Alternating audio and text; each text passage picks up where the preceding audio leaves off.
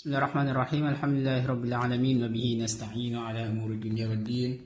Wa sallallahu wa sallam ala sayyidina Muhammadin wa ala alihi wa sahbihi ajma'in.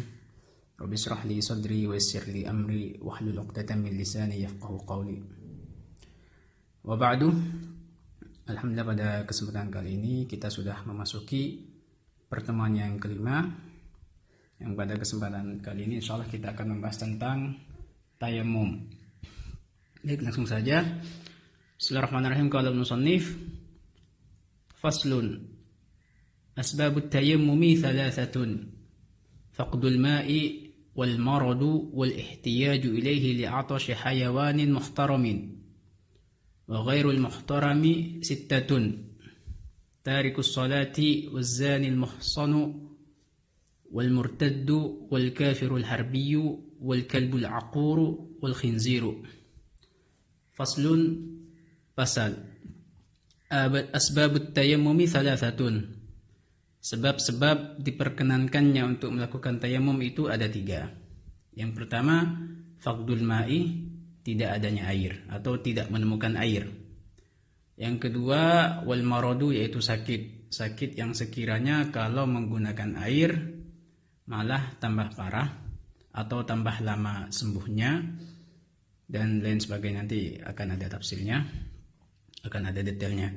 Wal ihtiyaju ilaihi li'atashi hayawanin muhtaramin. Wal ihtiyaju, dan membutuhkan ilaihi kepada air, li'atashi hayawanin muhtaram, karena kebutuhan minuman untuk binatang yang terhormat.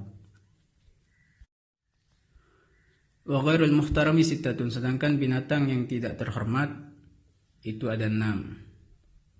Tarikus salati, yaitu orang yang meninggalkan solat, itu termasuk hewan yang tidak terhormat. Kenapa dikatakan hewan? Karena pada dasarnya manusia dan hewan ini, sebagaimana disebutkan oleh ahli mantek, bahwasanya adalah makhluk yang mempunyai jasad dan berkembang, jismun nami mutaharrik bi iradah, yang bergerak dengan kemauannya sendiri, beda halnya dengan tumbuhan. Atau sebagian menyebutkan mahallat fil hayah, itu disebut hayawan, sesuatu yang mempunyai kehidupan dengan bernafas, makan dan tumbuh berkembang, itu disebut hayawan. Hanya saja bedanya antara binatang dengan manusia mempunyai akal. Ghairul muhtarami sittatun, tarikus salati, yang pertama adalah orang meninggalkan salat, wazanil muhsan, yang kedua adalah pezina yang muhson. Yang muhson itu yang sudah menikah dan sudah pernah melakukan hubungan dalam pernikahan yang sah. Wal murtaddu, yang ketiga adalah orang murtad. Wal kafirul harbiyu, yang keempat adalah kafir harbi, yaitu kafir yang memerangi kaum muslimin. Wal kalbul akur, dan anjing yang galak. Wal khinzir, dan yang keenam adalah babi. Jadi pada pembahasan kali ini musannif menyebutkan tentang sebab-sebab diperkenankannya untuk melakukan tayammum ketika seseorang tidak menemukan air untuk melakukan taharah, baik itu wudu maupun mandi wajib. Tayammum pada dasarnya secara bahasa artinya adalah al-qasdu, yaitu berniat atau bermaksud. Sedangkan secara definisi, tayammum itu menyampaikan tanah ke wajah dan tangan dengan niat yang khusus dan syarat-syarat yang khusus. Tayammum ini merupakan salah satu kekhususan umat Islam, sebagaimana disebutkan oleh Nabi Muhammad SAW, ju'ilat liyal ardu masjidan wa turbatuha tahuran. Telah dijadikan untukku tanah sebagai masjid, dalam artian kita bisa melakukan sholat di semua tempat yang ada di bumi ini, tidak harus di dalam masjid saja. Wa turbatuha, dan dijadikan tanahnya tahuran sebagai alat untuk bersuci.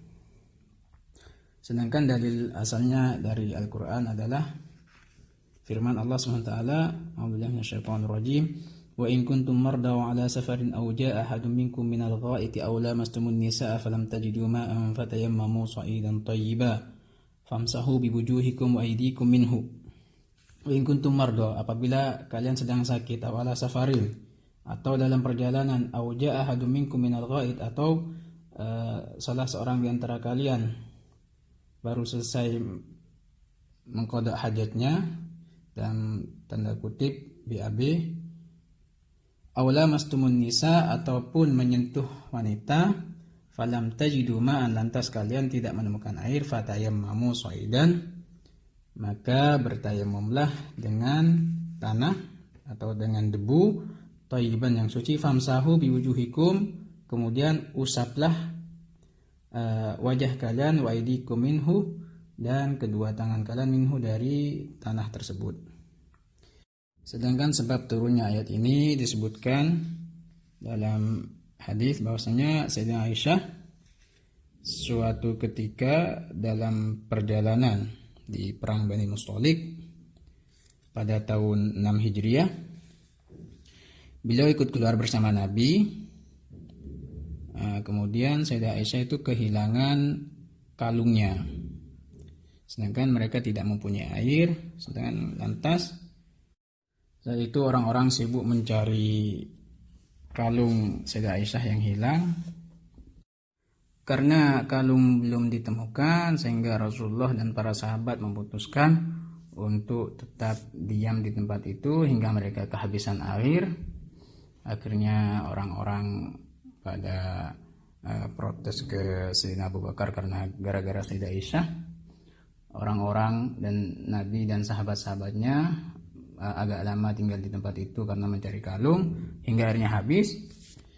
Akhirnya keesokan harinya turunlah ayat tentang tayamum ini. Akhirnya orang-orang kembali ke Sayyidina Abu Bakar dan mengatakan, oh, berkah sekali keluargamu wahai Abu Bakar, karena sebab Sayyidah Aisyah akhirnya turunlah ayat tentang tayamum. Kemudian di sini musannif menyebutkan ada 3 sebab tayamum. Sebagian menyatakan ada 7 sebab, sebagian lagi ada yang menyampaikan sebabnya itu ada 21. Yang pada intinya 21 sebab tersebut kembali ke 3 hal yang disebutkan oleh musannif. Yang pertama adalah faqdul ma'i, tidak menemukan air, baik dia itu sedang di rumah atau di desanya atau sedang bepergian.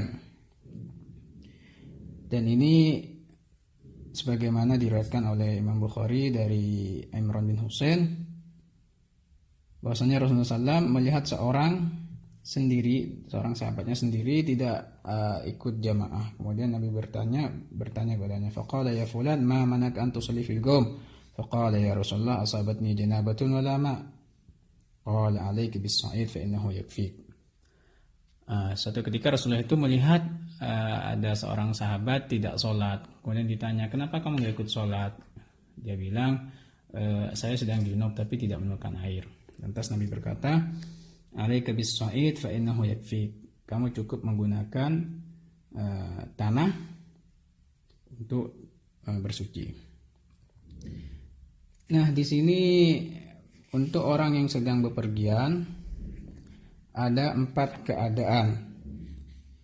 Yang pertama, ketika dia yakin di sekitarnya itu tidak ada air, maka dia langsung bertayamum, tidak usah mencari air. Kenapa? Karena mencari hal sesuatu yang sudah diyakini tidak ada, itu sia-sia. Kemudian yang kedua, ketika di sekitarnya itu ada kemungkinan ada dan tidak ada air, maka di sini dia wajib mencari air terlebih dahulu.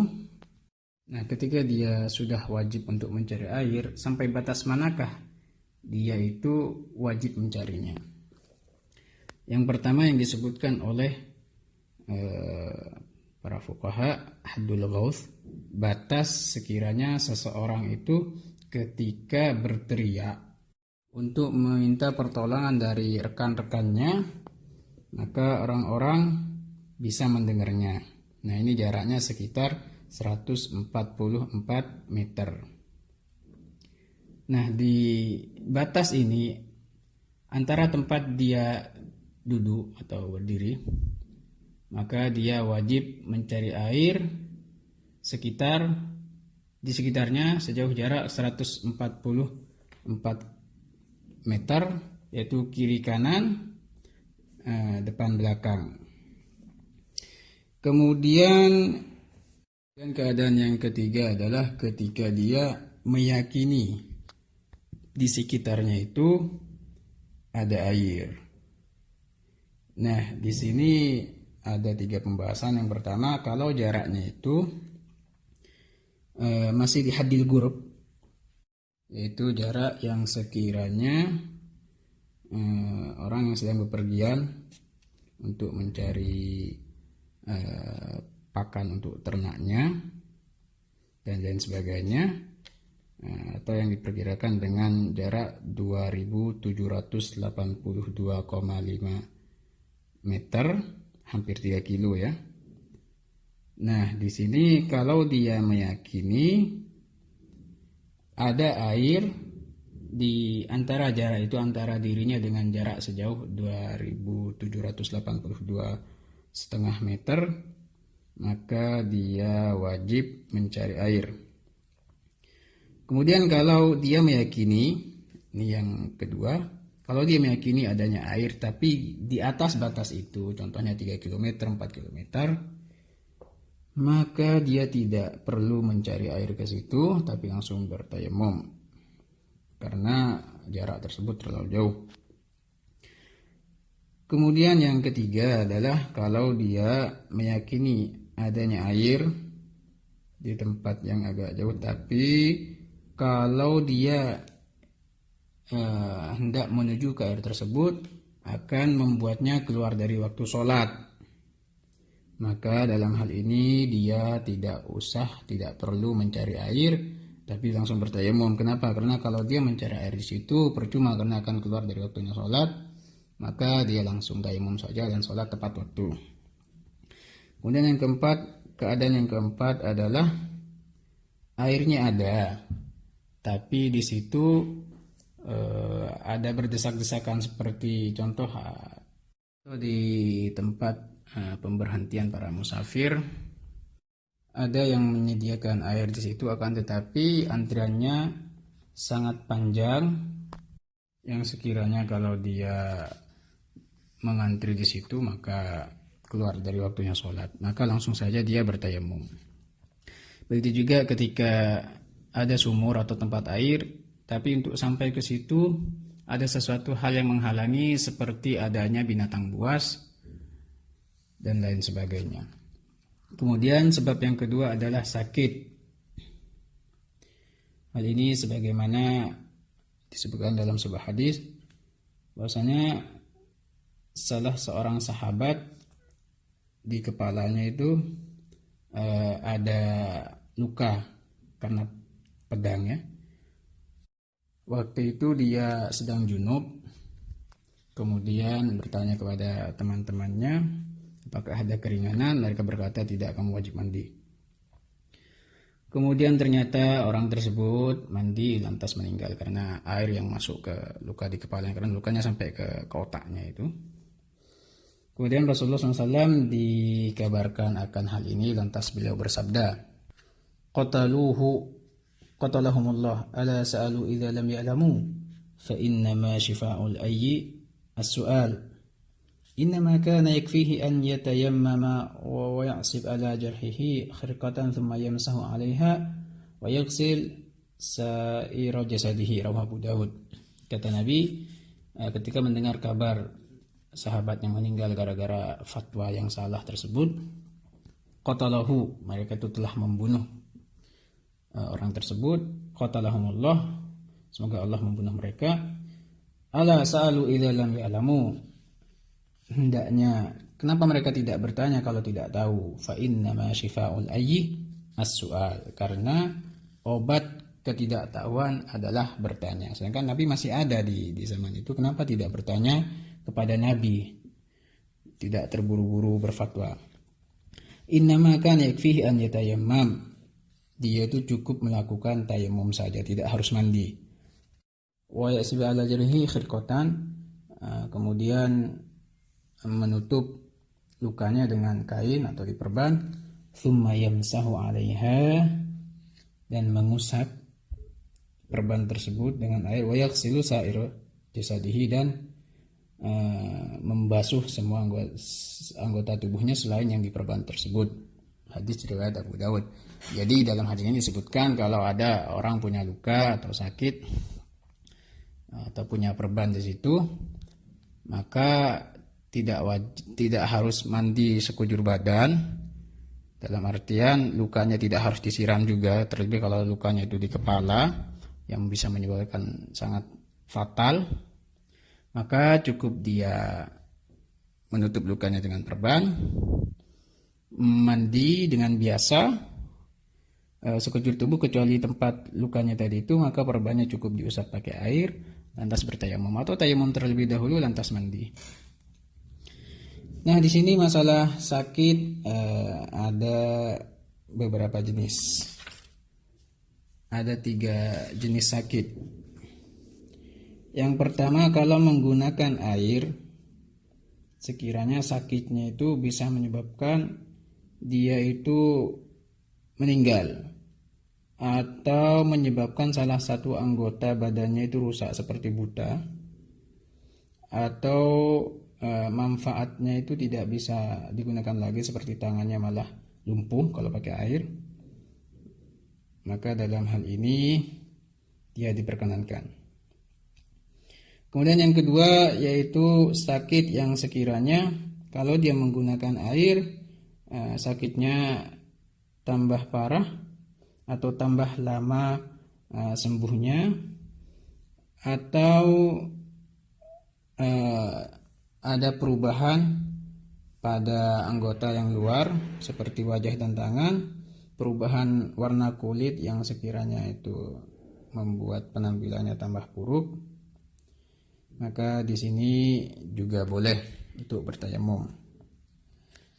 Sedangkan yang ketiga adalah sakit yang ketika menggunakan air perubahan belang dan sejenisnya pada kulit itu hanya sedikit, terlebih kalau perubahannya itu di dalam, di anggota yang tidak nampak, maka di sini tidak diperkenankan.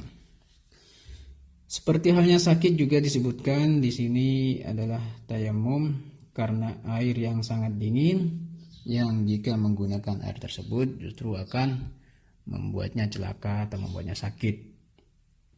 Ini sebagaimana dilakukan oleh Umar bin Al-As.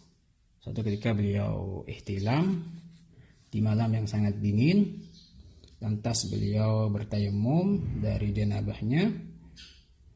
Kemudian Nabi mengakui atau memperkenankan hal tersebut. Untuk permasalahan perban, kalau sekiranya perbannya bisa dibuka dan air tidak membahayakan lukanya, maka seharusnya dia membuka perbannya dan wudu atau mandi secara normal. Akan tetapi ketika perbannya tidak diperkenankan untuk dibuka, maka di sini ada beberapa hal yang perlu diperhatikan.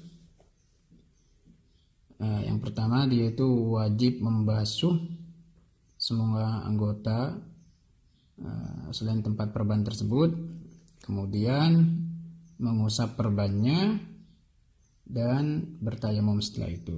Tapi di sini ada perbedaan antara mandi dan wudu.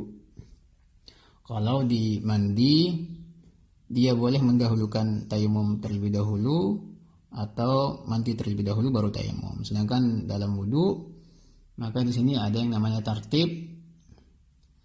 Contoh, dia punya perban di tangan, maka dia tidak boleh tayamum kecuali sudah sampai di tangan. Jadi basuh muka, baru basuh tangan dan tayamum, atau tayamum baru basuh tangan. Jadi harus ada tartib di sini. Nah, akan tetapi di sini Masalah tayamum karena adanya perban, di sini ada beberapa hal yang perlu diperhatikan.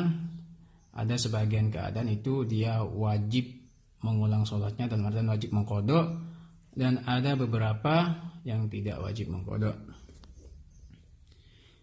Yang pertama, kalau perbannya itu berada di anggota tayamum, yaitu wajah dan tangan, maka di sini wajib mengkodok sholatnya.